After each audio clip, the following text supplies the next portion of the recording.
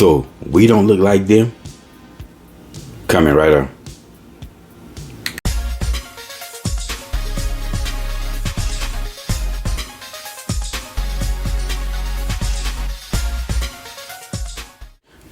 What's up, y'all? Welcome back to Common Sense Logic Reason. As always, I want to say thank y'all for joining me today. So we know that when it comes down to black folks, they will make victimhood out of everything. It's just victimhood. It's just part of what our culture and what we do. And it's really not part of our culture. It's just what the race hustlers keep doing.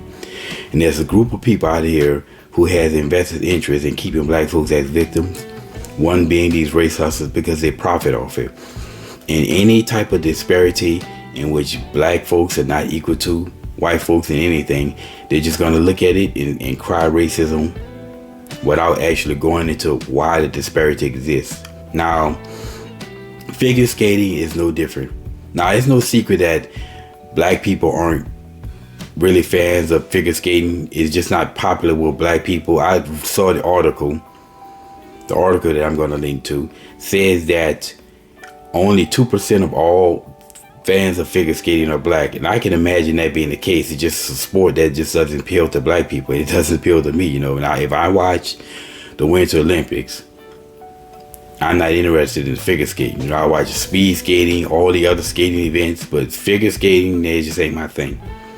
But to each his own. However, like I said, there was an article that came out that was entitled, you know, "We Don't Look Like Them." You know, black figure skaters face a barrier into entry from a young age. This was the entitlement of the article. Now, this article tried to make the case that it was racism against black people when it comes down to figure skating. Or there's this barrier, major barrier that black people face, and it's racism. Now, the article mostly focused on the figure skater by the name of Michael Baker. And I believe at the time this article was written, he was 16. He started figure skating at the age of 13. So he had been doing it for 3 years at the time.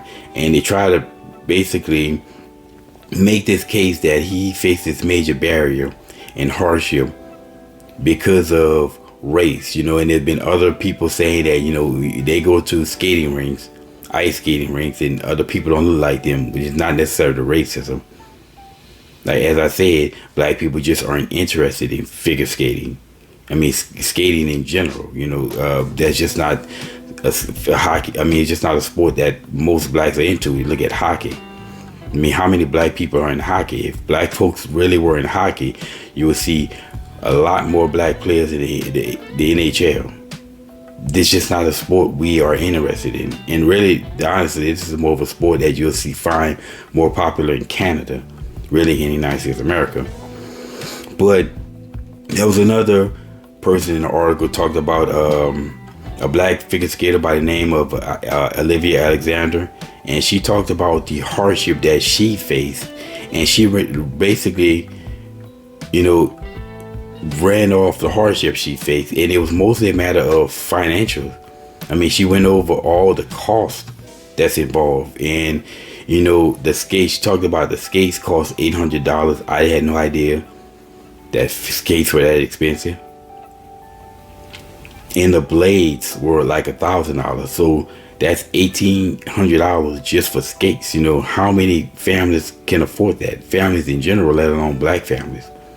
And then she talked about the cost for trainers, coaches, and choreographers. It can cost you $30,000. I mean, $30,000 a year. Again, how many families, not just black families, but families in general, can afford that? Then you have the hotel cost, the travel cost for going to events, you know, event fees for joining events, stuff like that, and it can set you back. So I'm reading this article, and this article is attempting to try to make this case of the barrier to black people because they're black. But all they end up doing is saying that the real barrier was a financial barrier. And this is common with leftists. They'll try to make a case for something inside of an article, and then you read the article, and it's clear based upon their own writing that the case that they're making is false and is actually a case for something else. So clearly that the biggest barrier that blacks face as far as being in figure skating is monetary, not race.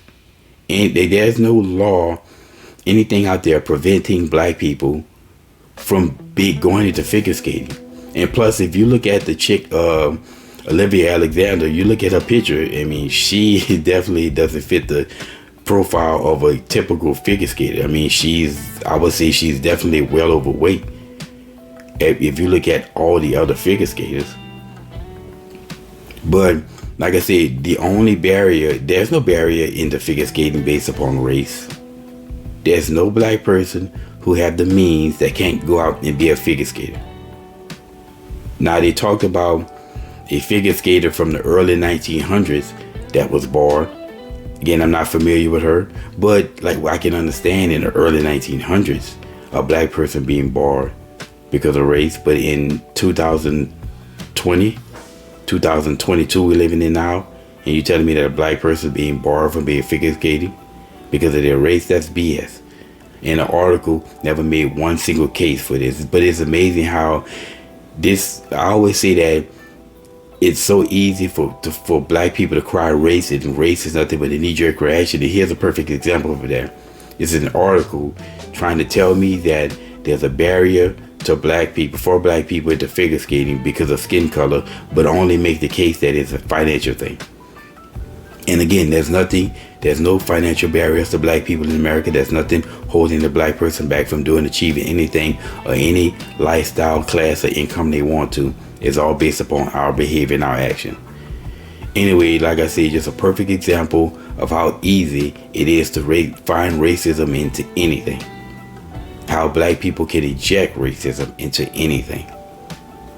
Anyway, y'all, as always, until next time.